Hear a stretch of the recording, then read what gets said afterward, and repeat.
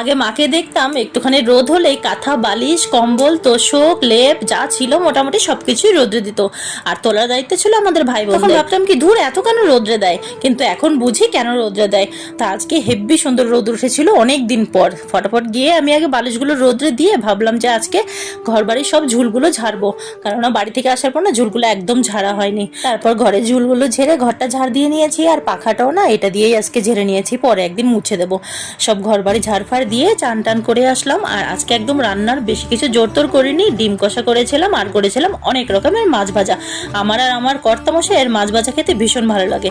খেয়ে দিয়ে তারপর শুভমেশি থেকে নিয়ে গেলাম টিউশনে। আজকে রাস্তায় খুব জ্যাম ছিল, তাই ভাবলাম যে অটোটা বুক হচ্ছে না যখন, নিয়ে গিয়ে ঘন্টাখানেকের টিউশন ছিল ওখানে বসেই ছিলাম। আসার সময় বললো মা অনেকদিন ফুচকা খাই না, ফুচকা খাইয়ে দাও। তারপর ওদের ফুচকা টুচকা খাইয়ে আমি আবার নিয়ে এসেছিলাম আসার সময় অনেকগুলো শাক, সেইগুলো রাত্রেবেলা বেঁচে কুচে রাখলাম। তো চলো আজকে এইটুখানি, ভালো লাগলে সাবস্ক্রাইব করে সাথে থেকে সবাইকে টাটা।